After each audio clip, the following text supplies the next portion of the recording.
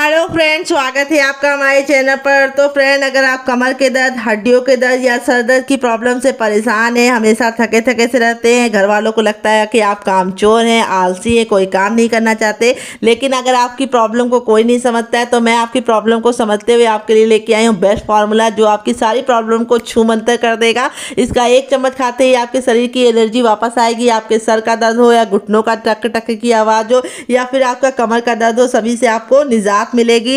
अगर आप लगातार कंप्यूटर पर काम करते हैं, तो अगर आपकी आंखें कमजोर हो गई हैं, तो ये रेसिपी आपकी आंखों की रोशनी को वापस लेके आएगा, स्किन को बेटर करेगा, हेयर को बेटर करेगा और आपकी तमाम चीज़ों का सलूशन हमने इस रेसिपी में रखा है। तो इस रेसिपी को आपको बहुत ही ध्यानपूर्वक देखना है। रेसिपी में छोटी छोटी सी टिप एंड ट्रिक शेयर की है, जिसे आपको जरूर फॉलो करना है। इससे आपका रिजल्ट काफ़ी अच्छा होगा। ये रेसिपी पूरे 6 महीने तक बिल्कुल भी ख़राब नहीं होगी, अगर आप मेरे मेजरमेंट से, मेरी टिप के अनुसार इस रेसिपी को बनाएंगे।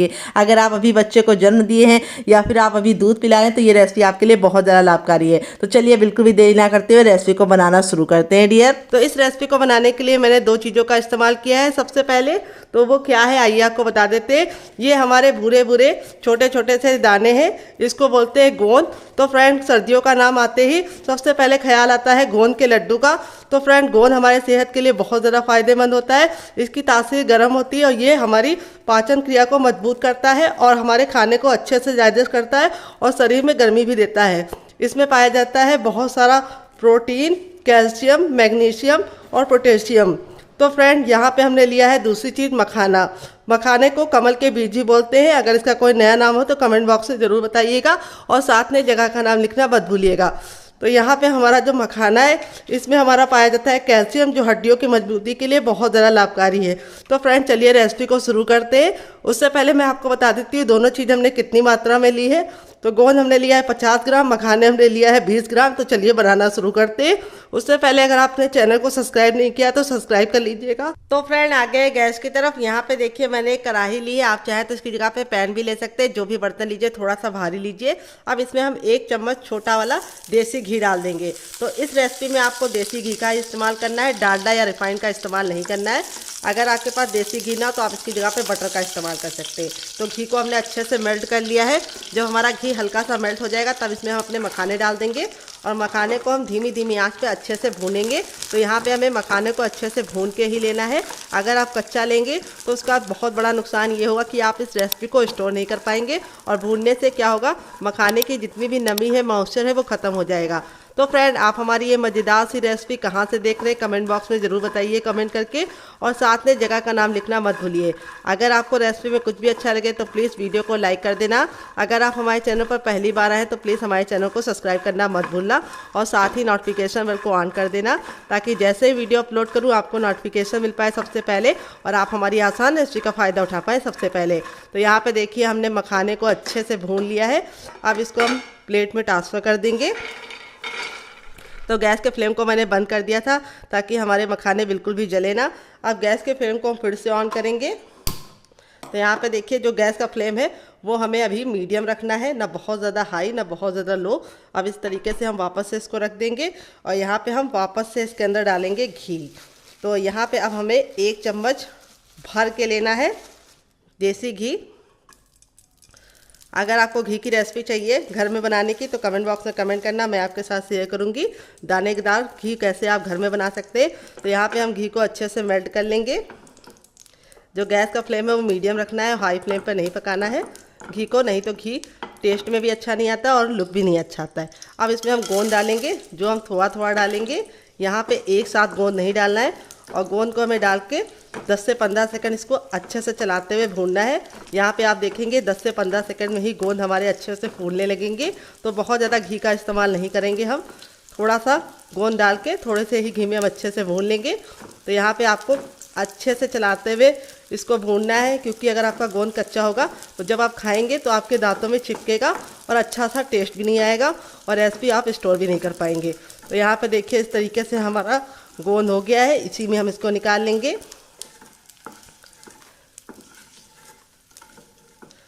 तो यहाँ पे मैंने जो गोंद इस्तेमाल किया है वो बबुल का है।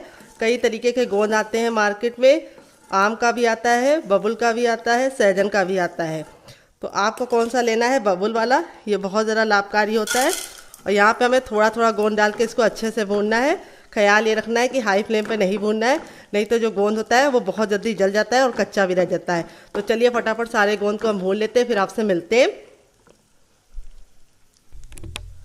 तो फ्रेंड देखिए, लास्ट वाला बैच भी मैंने अच्छे से गोंद को बना लिया है, यानी फ्राई कर लिया है। यहाँ पे मैंने बहुत ही कम तेल में इसको तला है। आप चाहे तो ज़्यादा तेल में तल कर सकते हैं अगर आपके पास टाइम नहीं है, लेकिन फिर बहुत ज़्यादा घी होता है तो बहुत ज़्यादा लोगों को दिक्कत हो जाती है। तो इस तरीके से हमारा देखिए 1 कटोरी गोंद कितना ढेर सारा हो चुका है, क्योंकि फूलने के बाद इस तरीके से हो गया है। और अब मैं आपको इसको चेक करने का तरीका बताऊंगी। ये देखिए इस तरीके से लिया है। अगर आप इसको तोड़े तो बिल्कुल अच्छे से इसका पाउडर बनना चाहिए, तभी आपका समझ लीजिए गोंद बिल्कुल अच्छे से भुना है। ये देखिए बिल्कुल अच्छे से पाउडर बनना है, बिल्कुल अच्छे से क्रिस्पी है। ये देखिए, अब इसको हम ठंडा कर लेंगे और जब तक ये ठंडा होगा इसे साइड में रखेंगे और आगे का काम करेंगे। तो चलिए इसको साइड में रख देते हैं। यहाँ पे देखिए मैंने कढ़ाई को वापस से गर्म कर लिया। जब हमारी कढ़ाई गर्म हो जाएगी तब इसमें हम थोड़ा सा घी डाल देंगे, आधा चम्मच तक वापस। तो इस रेसिपी में मैं कम से कम घी का इस्तेमाल कर रही हूँ। तो घी को हमें अच्छे से गर्म कर लेना है। जब तक हमारा घी गर्म नहीं होगा हमें कुछ भी नहीं करना है। और गैस का फ्लेम हमें मीडियम ही रखना है, ना हाई रखना है ना ही लो रखना है, मीडियम फ्लेम पे ही काम करेंगे। और जब हमारा घी अच्छे से गर्म हो जाएगा तब इसमें हम डालेंगे क्या, आइए आपको बता देते हैं, पोस्तक दाना, जिसको खसखस भी बोलते हैं। और ये हमारे सेहत के लिए बहुत ज़्यादा लाभकारी होते हैं। छोटे छोटे से ये दाने सेहत का खजाना है, क्योंकि इसको खाने से हमारी बहुत सारी समस्याओं में हमें फ़ायदा मिलता है। सबसे पहले तो ये प्रोटीन और फाइबर और विटामिन सी से भरपूर होते हैं। ये पेट के लिए बहुत ज़्यादा लाभकारी होते हैं। अगर आपकी पाचन क्रिया सही नहीं है तो आप इसका इस्तेमाल ज़रूर कीजिए। दूसरी बात, आपकी याददाश्त को बढ़ाने में बहुत ज़्यादा लाभकारी होते हैं। जिन बच्चों को चीज़ें जल्दी से याद नहीं होती है, जिनकी याददाश्त कमज़ोर होती है और स्कूल में उनको जो दिया जाता है वो याद नहीं होता है, तो उनके लिए तो ये बहुत ज़्यादा लाभकारी है। और दूसरी बात, आपकी याददाश्त को बढ़ाने के साथ साथ जिन लोगों को नींद नहीं आती उनकी नींद की समस्या को भी दूर करता है। अब इसमें हम डाल देंगे थोड़े से खरबूज के बीज और गैस के फ्लेम को हम बंद कर देंगे। तो खरबूज के जो बीज होते हैं, तो यहाँ पे सॉरी ये तरबूज के हैं, खरबूज के नहीं है। तो दोबारा जो हम डालेंगे वो है हमारे खरबूज के। तो ये जो बीज होते हैं ये हमारे सेहत के लिए बहुत ज़्यादा फ़ायदेमंद होते हैं, क्योंकि इनकी तासीर ठंडी होती है। तो हम जब गर्म चीज़ों का इस्तेमाल करते हैं तो इस तरीके से इसके अंदर हम कुछ चीज़ें ऐसी डालते हैं जिसकी तासीर ठंडी होती है, तो दोनों बैलेंस हो जाती है और हमारे शरीर के लिए लाभकारी होती है और हमें नुकसान नहीं करती है। फिर लास्ट में हम इसमें डालेंगे यहाँ पे सौंठ का पाउडर, जो हम अदरक को सुखा के बनाते हैं। तो ये मेरा घर का बना है। अगर आपको इसकी रेसिपी चाहिए तो कमेंट बॉक्स में कमेंट करना, आपके साथ शेयर करेंगे। और गैस के फ्लेम को मैंने बंद कर दिया है, क्योंकि जो कढ़ाई की हीट होगी उसी से ये अच्छे से कुक हो जाएगा। तो अदरक अगर आपके पास पाउडर फॉर्म में है यानी सोट फॉर्म में है तो आप ले लीजिए, नहीं है तो आप अदरक को डायरेक्टली पीस के भी ले सकते हैं। तो यहाँ पे सोट हमारे लिए बहुत ज़्यादा लाभकारी होती है। सोट से हमारे शरीर को बहुत ज़्यादा गर्माई मिलने के साथ साथ हमारी हड्डियों को मजबूती मिलती है। और दूसरी बात, हमारे शरीर में एक बहुत ही अच्छी सी एनर्जी भी ये प्रदान करते हैं। अब इसके बाद हम इसमें डालेंगे दूसरी चीज़, वो है एंटीबायोटिक हल्दी। हल्दी तो कितनी लाभकारी है किसी को बताने की ज़रूरत नहीं है। ये हमारे खून को साफ करने के साथ साथ हमारे शरीर में होने वाली बहुत सारी बीमारियों को दूर रखता है। और दूसरी बात, आपके अगर फेस पे बहुत ज़्यादा मुर्दापन यानी बहुत ज़्यादा थकान सी रहती है तो आप हल्दी का सेवन जरूर कीजिए। इससे आपके शरीर में बहुत ही अच्छा ग्लो आता है और आपके बालों के लिए बहुत ज़्यादा लाभकारी होती है हल्दी। तो यहाँ पे देखिए हल्दी हमें लास्ट में डालनी है, क्योंकि इसको पकने में बहुत ही कम टाइम लगता है। यहाँ पे सारी चीज़ों को हमने 2 से 3 मिनट तक अच्छे से भून लिया है। अब इसको एक प्लेट में निकाल कर ठंडा कर लेंगे। तो चलिए जब तक ये ठंडा और इसे साइड में रख देते हैं, दूसरा काम करते हैं। तो यहाँ पे देखिए मैंने वापस से कढ़ाई को गर्म कर लिया। अब इसमें हम आधा चम्मच देसी घी डालेंगे, बस आधा चम्मच ही डालना है। और अब हम क्या करेंगे, घी को अच्छे से मेल्ट कर लेंगे। फिर इसके बाद हम इसमें डालेंगे बादाम, जिसमें पाया जाता है magnesium, iron, vitamin E, protein. बादाम हमारे बच्चों के विकास के लिए बहुत ज़्यादा लाभकारी है। ये आपके शरीर को गर्माहट देने के साथ साथ आपकी याददाश्त को भी अच्छे से इम्प्रूव करते हैं। और अगर आपको नींद नहीं आती है, बहुत ज़्यादा बेचैनी रहती है या फिर माइग्रेन की प्रॉब्लम है तो उसमें बहुत ज़्यादा लाभकारी होते हैं। यहाँ पे मैंने कितना लिया है बादाम, 50 ग्राम बादाम लिया है। तो यहाँ पे बादाम को भी हम 10 से 15 सेकंड अच्छे से भून लेंगे, काला बिल्कुल भी नहीं करना है। जब हमारा बादाम अच्छे से भुन जाएगा तो हम इसको निकाल लेंगे एक प्लेट में।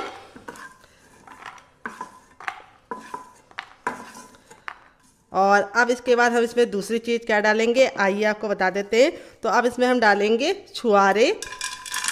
तो यहाँ पे मैंने 50 ग्राम ही छुआरा लिया है।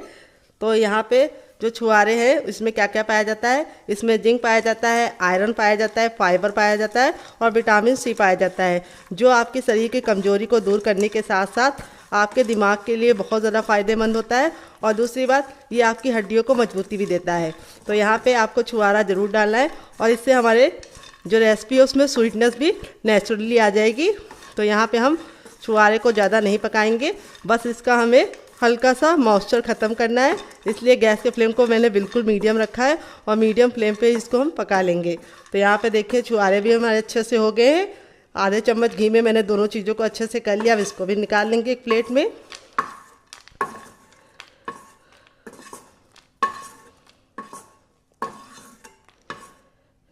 अब इसके बाद हम क्या करेंगे, आइए आपको बता देते हैं। अब इसके बाद हम इसमें वापस से थोड़ा सा देसी घी डालेंगे, आधा चम्मच, और इसको अच्छे से मेल्ट होने देंगे।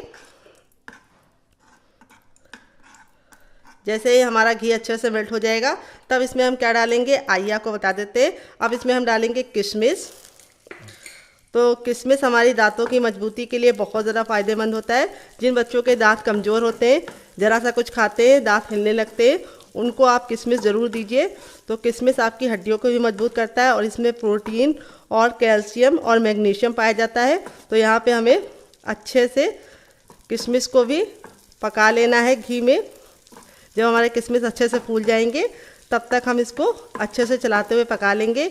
यहाँ पे अगर आपके पास किशमिश ना हो तो आप इसकी जगह पे कोई और ड्राई फ्रूट का इस्तेमाल कर सकते हैं, जैसे आप इसमें अखरोट भी डाल सकते हैं। तो यहाँ पे देखिए अच्छे से हमारा जो किशमिश था बिल्कुल अच्छे से फूल गया है, बहुत ही कम घी में। तो आप चाहे तो थोड़ा सा ज़्यादा भी ले सकते हैं अगर आपको जल्दबाजी है, लेकिन थोड़ा आराम से काम करेंगे तो अच्छे से हमारा फूल जाएगा कम घी में। तो यहाँ पे देखिए हमारा हो गया है किशमिश डन, काला बिल्कुल भी नहीं करेंगे। अब इसको भी निकाल लेंगे और अब इसके बाद हम इसमें क्या डालेंगे, जो बचा हुआ घी है उसमें हम डाल देंगे नारियल, जो हमने इस तरीके से ग्रेट करके लिया है। यहाँ पे हमने 100 ग्राम नारियल को इस तरीके से ग्रेट कर लिया है। नारियल हमारे खून को साफ़ करने के साथ साथ हमारे चेहरे पे बहुत ही अच्छा सा ग्लो लेके आती है। जिन लोगों का चेहरा बहुत ज़्यादा डल रहता है, ग्लोइंग स्किन नहीं रहती है, वो नारियल का इस्तेमाल कीजिए, आपके चेहरे में आपको फ़र्क नज़र आएगा। और ये आपके बालों की मजबूती देने के साथ साथ आपके स्किन को चमकदार बनाते हैं। तो यहाँ पे हमें नारियल के लच्छे को लिया है, तो इसलिए हम इसको ज़्यादा नहीं पकाएंगे, 10 से 15 सेकंड अच्छे से भून लेंगे, इससे ज़्यादा नहीं भूनना है। तो यहाँ पे देखिए हमने धीमी धीमी आंच पे नारियल को भूना है, क्योंकि इसके लच्छे बहुत ही जल्दी काले हो जाते हैं और इसमें बहुत ही अच्छा सा फैट होता है, जो हमारी बॉडी के लिए, स्किन के लिए, बालों के लिए बहुत ज़्यादा लाभकारी होता है। अब इसको एक प्लेट में निकाल लेंगे। तो चलिए निकाल लेते हैं। तो यहाँ पे देखिए वापस से मैंने कढ़ाई को गर्म कर लिया है।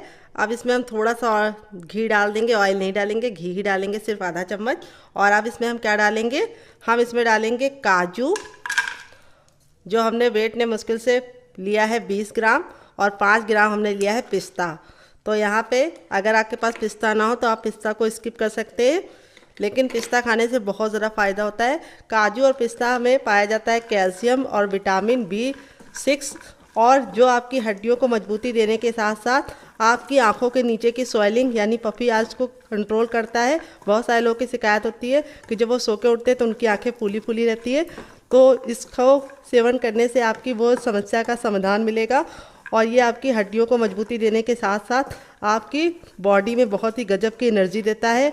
अगर आपके बाल बहुत ज़्यादा रूखे रूखे से हैं तो आप काजू और पिस्ता का सेवन कीजिए, आपके बालों में बहुत ही अच्छी सी चमक आएगी और बहुत ही अच्छे से हेल्दी से बालों की ग्रोथ होगी। जिनके बाल झड़ते हैं वो भी पिस्ता और काजू का इस्तेमाल कर सकते हैं। तो यहाँ पे हमें दोनों को ज़्यादा नहीं पकाना है, हल्का हल्का सा पकाना है और बहुत ही कम घी में पकाना है। सिर्फ आधा चम्मच घी में ही पकाया है क्योंकि इसमें खुद का फैट होता है। अब इसको हम निकाल लेंगे। तो फ्रेंड, मैं आपको याद दिलाना चाहती हूँ, अगर आपको रेसिपी में कुछ भी अच्छा लग रहा हो तो प्लीज़ वीडियो को लाइक कर दीजिए। बाद में आप भूल जाते हैं और लाइक नहीं करते। तो देखिए इस तरीके से मैंने इसका कलर बिल्कुल भी चेंज नहीं किया है, हल्का सा इसको पका लिया है। और अब हम इसके अंदर क्या डालेंगे, हर किचन में मौजूद, आइए आपको बता देते हैं। तो यहाँ पे अब हम डालेंगे हर किचन में मौजूद गेहूं का आटा। उससे पहले हम इसमें 1 चम्मच देसी घी और डाल देंगे जो हमारा बचा हुआ था उसी में, और इसको अच्छे से मेल्ट कर लेंगे। तो यहाँ पे हमने गेहूं का आटा लिया है जिसको मैंने अच्छे से छान के लिया है। यहाँ पे आपको गेहूं का आटा लेना है, मैदा या फिर इसकी जगह पे चावल का आटा लेने की गलती ना करें, ना ही बेसन। तो यहाँ पे आटे को आपको अच्छे से छान के लेना है। तो पहले मैंने एक बड़ा कप लिया, अगर आपके पास कटोरी है तो आप उसका भी इस्तेमाल कर सकते हैं। फिर मैंने उसका छोटा कप लिया, यानी आधा कप वापस से लिया है। तो टोटल मैंने यहाँ पे 1.5 कप गेहूं के आटे का इस्तेमाल किया है। तो यहाँ पे हमें गेहूं के आटे को धीमी धीमी आंच पर अच्छे से भूनना है। यहाँ पे आपको जल्दबाजी नहीं करनी है। यहाँ पे आप किसी की मदद भी ले सकते हैं। अगर आप थक गए हो तो दूसरे को दे दीजिए भूनने के लिए। तो यहाँ पे आपको इसे धीमी धीमी आंच पे कम से कम 5 से 7 मिनट तक इसे भूनना है। यहाँ पे आपका आटा अच्छे से भुना होगा, तभी अच्छा टेस्ट भी आएगा और अच्छा लुक भी आएगा। यहाँ पे आपको एक बात का ख्याल और रखना है, गैस का फ्लेम मीडियम रखना है। हाई फ्लेम पे भूनने की गलती ना कीजिएगा, इससे क्या होगा, आटा आपका जल जाएगा। और यहाँ पे आटे को भूनते समय आपको ये बात का भी ख्याल रखना है कि कंटिन्यू चलाते हुए इसे भूनना है। भूनते समय छोड़ के जाने की गलती नहीं करनी है, नहीं तो आटा बहुत जल्दी जल जाता है। और यहाँ पे जो बर्तन लीजिएगा थोड़ा सा भारी लीजिएगा। तो चलिए हम इसको 5 से 6 मिनट भूनने के बाद आपसे मिलते हैं। तो फ्रेंड यहाँ पे देखिए 3 मिनट हो चुका है आटे को धीमी धीमी आंच पे भूनते हुए। 3 से 4 मिनट के बाद देखिए आटे का कलर बिल्कुल अच्छे से चेंज हो गया है। चलिए मैं आपको दोनों में फ़र्क दिखा देती हूँ। ये हमारा पहले का आटा था और ये मेरा अब का आटा है। देखिए दोनों में कितना अंतर है। आटा हमारा बिल्कुल अच्छे से भुनने लगा है। तो 3 से 4 मिनट के बाद अब इसमें हम वापस से आधा चम्मच देसी घी डालेंगे। तो बाद में इसलिए डाले हैं क्योंकि बाद में डालने से क्या होगा, आटे में बहुत ही अच्छा सा साइन आएगा और कलर हमारा और अच्छे से गोल्डन होगा। तो 4 मिनट के बाद आपको इसके अंदर आधा चम्मच देसी घी और डाल देना है। और अब आप गैस के फ्लेम को हल्का सा तेज कर सकते हैं, बहुत ज़्यादा नहीं, थोड़ा सा मीडियम फ्लेम कर सकते हैं। और इसको हम वापस से भूनेंगे। तो यहाँ पे आपको 2 मिनट का टाइम और लगेगा। तो यहाँ पे जो पूरी रेसिपी में मेन प्रोसेस है वो टाइम लगता है सिर्फ आटे को भूनने में, बाकी सारी चीज़ें फटाफट भुन जाती हैं। तो यहाँ पे देखिए हमारा आटा बिल्कुल अच्छे से भुन गया है, बहुत ही अच्छा सा कलर आ गया है। और दूसरी बात, इसकी खुशबू से भी आप जान सकते हैं। इसकी जो खुशबू होगी आटे की भुनने के बाद, उससे आपका पूरा किचन महक जाएगा। इसी से आप समझ सकते हैं आटा हमारा बिल्कुल अच्छे से भुन गया है। यहाँ पे हमने गैस के फ्लेम को बंद कर दिया है। फिर भी हम इसको इसलिए चला रहे हैं क्योंकि कढ़ाई हमारी गर्म है। अगर आप इसको ऐसे ही छोड़ देंगे तो आटा जल सकता है। अब इसको एक प्लेट में निकाल के ठंडा कर लेते हैं। तो फ्रेंड यहाँ पे देखिए आटा हमारा इतना ठंडा हो गया कि हम इसे आराम से छू पा रहे हैं, हल्का सा गुनगुना है। तो अब हम क्या करेंगे, आटे को साइड में रख देंगे। यहाँ पे देखिए हमने बर्तन को फिर से अच्छे से गर्म कर लिया है। जब हमारा बर्तन गर्म हो जाएगा तब इसमें हम डाल देंगे 1 छोटी गिलास पानी। अगर आपकी बड़ी है तो आपको सिर्फ आधी गिलास डालनी है, छोटी है तो 1 गिलास डाल सकते हैं। और फिर इसके बाद हम इसके अंदर थोड़ा सा आधा चम्मच देसी घी डाल देंगे। तो देखिए छोटा चम्मच है तो आधा चम्मच, बड़ा चम्मच है 1/4 चम्मच डालिए। और अब हम क्या करेंगे, घी को हम अच्छे से पानी में बॉयल आने का इंतज़ार करेंगे और अच्छे से मेल्ट कर लेंगे। फिर यहाँ पे देखिए जब तक हमारा ये घी अच्छे से मेल्ट हो रहा है तब तक मैं आपको बता देती हूँ कि मैंने क्या लिया है। यहाँ पे मैंने गुड़ लिया है। ये जो गुड़ है ये हमारा इस तरीके से हमारे वहाँ मिलता है, इस तरीके से छोटे छोटे बॉल्स में। अगर आपके पास ना हो तो आप नॉर्मल वाला भी ले सकते हैं। इसको मैंने तोड़ लिया है। यहाँ पे मैं 200 ग्राम गुड़ का इस्तेमाल कर रही हूँ। आप चाहें तो इसकी जगह पे शुगर भी ले सकते हैं, यानी शक्कर का भी इस्तेमाल कर सकते हैं, जिसको चीनी भी बोलते हैं। तो गुड़ हमने इसलिए डाला है क्योंकि गुड़ की जो तासीर होती है वो गर्म होती है और गर्मी में गुड़ बहुत ज़्यादा फ़ायदेमंद होता है। ये हमारी भूख को बढ़ाने के साथ साथ पाचन क्रिया को भी मजबूत करता है। और दूसरी बात, गुड़ हमारे सेहत के लिए बहुत ही ज़्यादा फ़ायदेमंद है क्योंकि गुड़ हमारे सेहत को, सारी शरीर को गर्माहट देता है। तो यहाँ पे गुड़ को डाल के हमें अच्छे से मेल्ट होने तक इंतज़ार करना है। तो मीठा आप अपने हिसाब से रख सकते हैं। अगर आप लोग बहुत ज़्यादा मीठा खाते हैं तो आप 250 ग्राम डाल सकते हैं गुड़ को। अगर आप चाहें तो इसकी जगह पे मिष्टी भी डाल सकते हैं, या फिर आप इसकी जगह पे शुगर फ्री वाला जो आता है वो भी डाल सकते हैं, क्यूब्स, अगर आप लोग को डायबिटीज़ है तो। यहाँ पे हमें इसको बिल्कुल अच्छे से मेल्ट होने का इंतज़ार करना है। गैस का फ्लेम हाई रखना है और हाई फ्लेम पे गुड़ को अच्छे से मेल्ट कर लेना है। और यहाँ पे हमें इसको अच्छे से पकाना है ताकि जो हमने पानी डाला है वो बिल्कुल अच्छे से मेल्ट हो जाए। पानी जो डाला है वो बिल्कुल अच्छे से ख़त्म हो जाए और जो हमारा गुड़ है वो अच्छे से मेल्ट हो जाए। तो यहाँ पे हमने पानी इसलिए डाला है, अगर हम डायरेक्ट डालते तो गुड़ हमारा बिल्कुल अच्छे से मेल्ट ना हो पाता और गैस भी बर्बाद होती और टाइम भी बर्बाद होता। तो यहाँ पे देखिए पूरा अच्छे से हो गया है। अब इसको हम हाई फ्लेम पर अच्छे से पकाएंगे, घड़ी देख के 3 मिनट के लिए। 3 मिनट से ज़्यादा नहीं और 3 मिनट से कम नहीं। यहाँ पे हमें कोई चाशनी नहीं रेडी करनी है, बस हमें गुड़ का जो पानी है जो हमने एक्स्ट्रा डाला था गुड़ के साथ वो हमें जलाना है। तो फ्रेंड 2 से 3 मिनट हो चुका है गुड़ को पकते हुए। गुड़ हमारा बिल्कुल अच्छे से पक गया है। अब आप इसको कटोरी में डाल के देखिए।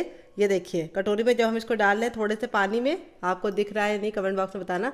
तो ये बिल्कुल अच्छे से पानी में मिल नहीं रहा है, इस तरीके से हल्का सा थिक है। बहुत ज़्यादा जमने वाला नहीं बनाना है आपको। आप इस तरीके से भी चेक कर सकते हैं।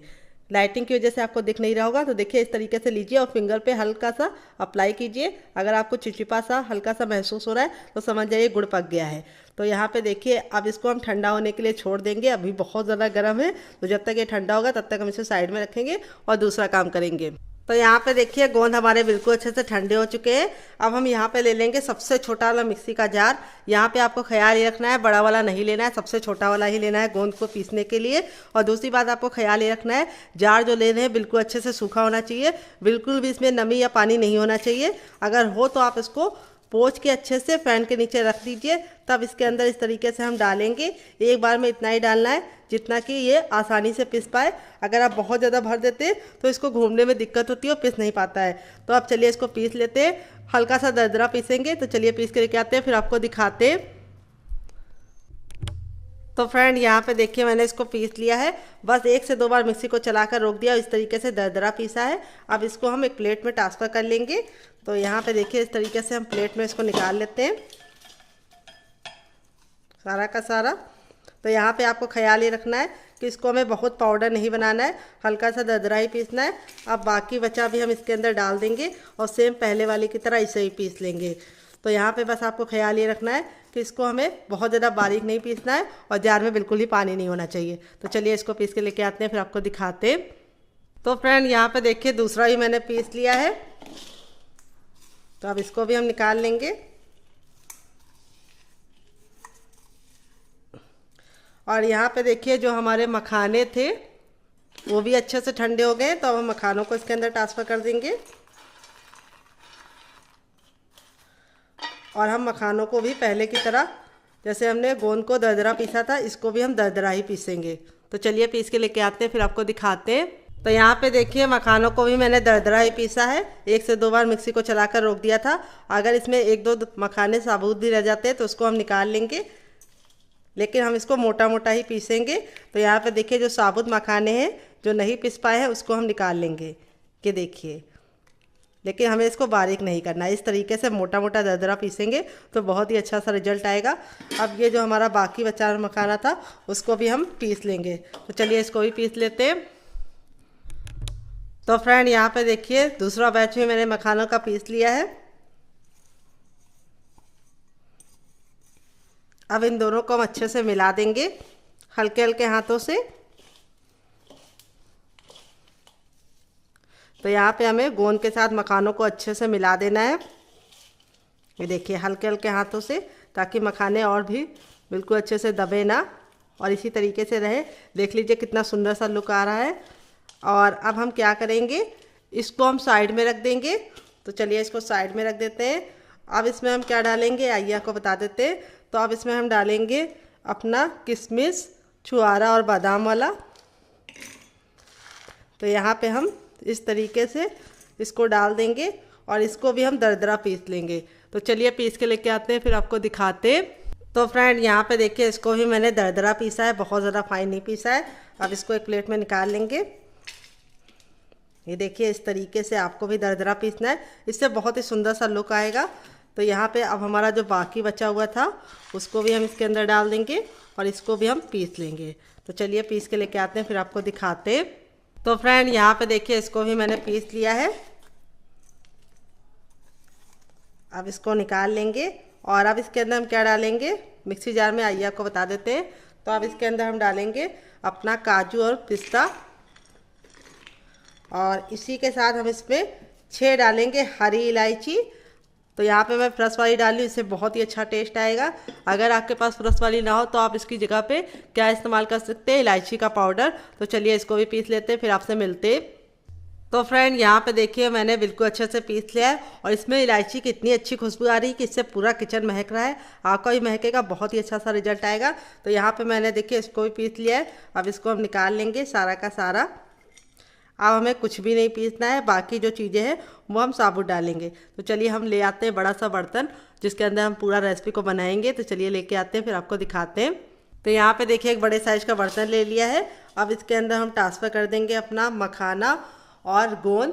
फिर इसके बाद हम इसमें डाल देंगे अपना यहाँ पे काजू और पिस्ता और इलायची का जो हमने दरदरा बना के रखा था। फिर इसके बाद हम ये वाला डालेंगे जिससे हमने क्या लिया था, पोस्तक दाना और खरबूज के बीज, तरबूज के बीज और सौंठ और हल्दी। फिर इसके बाद हम इसमें क्या डालेंगे, हम इसमें डाल देंगे अपना छुआरा, बादाम और क्या एक और चीज़ थी, किशमिश। इन तीनों को डाल देंगे। अब हम इसके अंदर अपना डाल देंगे नारियल। ये देखिए इस तरीके से नारियल के लच्छे भी डाल देने हैं। फिर इसके बाद हम क्या करेंगे, इसको अच्छे से मिलाएंगे। तो यहाँ पे मिलाने के लिए हम अपने इस तरीके से हाथों का इस्तेमाल करेंगे, चम्मच वगैरह का इस्तेमाल नहीं करना है। और इस तरीके से हम सारी चीज़ों को अच्छे से मिला लेंगे। यहाँ पे जो बर्तन लीजिए थोड़ा सा बड़ा लीजिए। और दूसरी बात, आपको यहाँ पे ख्याल ये रखना है बर्तन आपका अच्छे से सूखा हो। अगर बर्तन गीला है और आप उसको कपड़े से अच्छे से पोंछ लिए तो आप क्या कीजिए, गैस को ऑन कर दीजिए और हल्का सा बर्तन को चारों तरफ से घुमा दीजिए फ्लेम पे रख के, ताकि जो उसकी नमी हो वो खिंच जाए। तो यहाँ पे देखिए सारी चीज़ों को अच्छे से मिला लिया है। अब इसके बाद हम इसमें अपना आटा डाल देंगे सारा का सारा, और आटा डाल के हम इसको वापस से मिला लेंगे।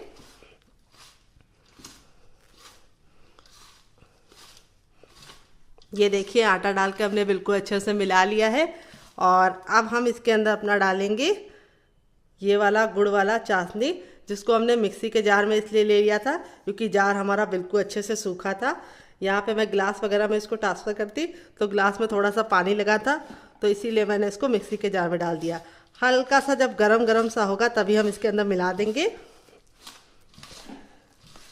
ये देखिए, तो मीठा अपने हिसाब से रख सकते हैं।